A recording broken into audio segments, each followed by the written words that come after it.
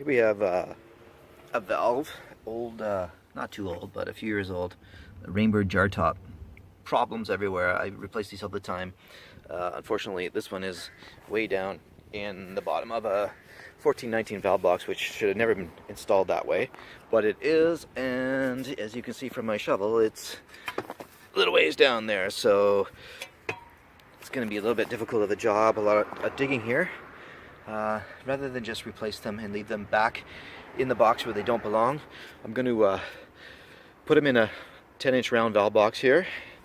A couple of new valves, would be the Rainbird DVF valves, and just put them the regular, 10 inches down, so if there's ever a problem in the future, they'll be easy to service.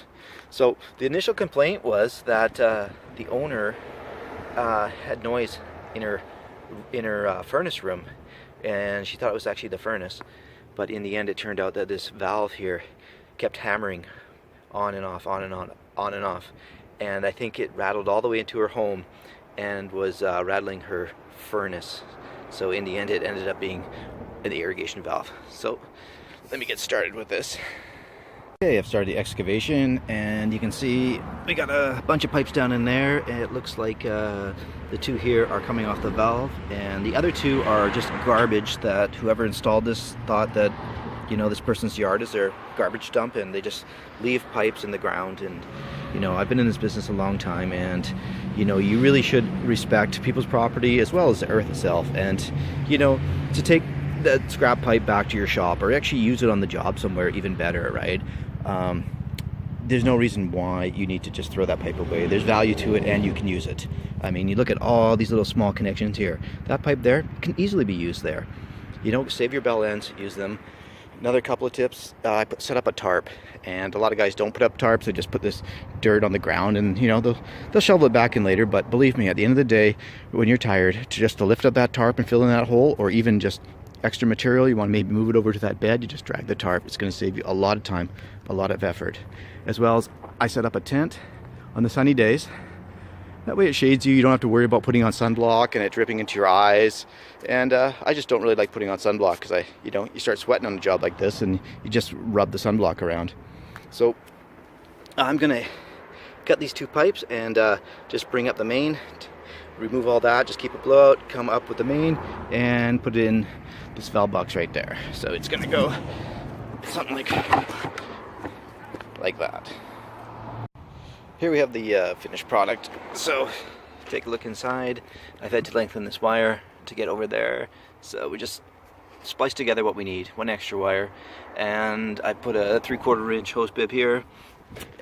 You service guys can appreciate that it's a lot easier than hooking on just a straight nipple. So also the homeowner, if he wants a water supply to car wash or do some driveway washing, he's got a hose bib right there, easily accessible.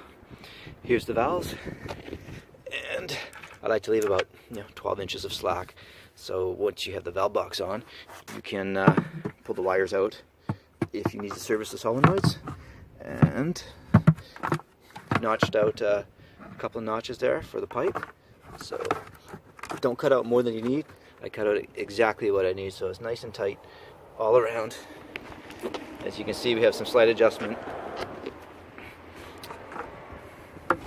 and I connected back onto the existing pipe right here, and I reused some of this pipe that I actually found in the hole. So in the end, this is what I have left over for garbage. So it's not all garbage yet.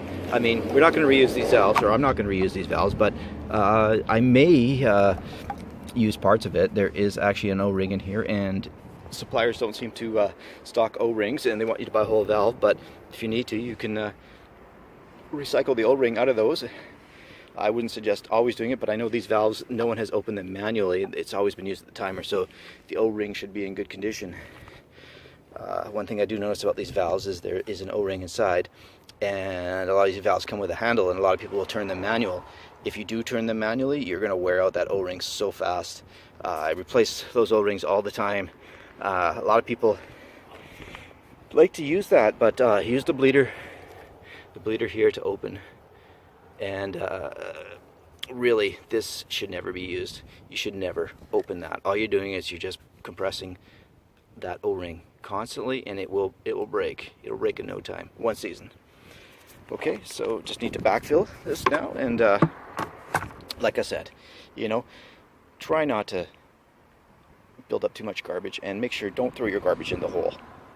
You know, just throw it where it belongs. Here we have the finished product. Everything's back in place.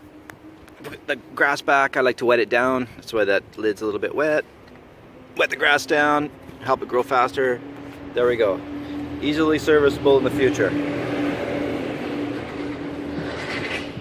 So I would say this project takes between 3 and 4 hours to do. So good luck on your next project.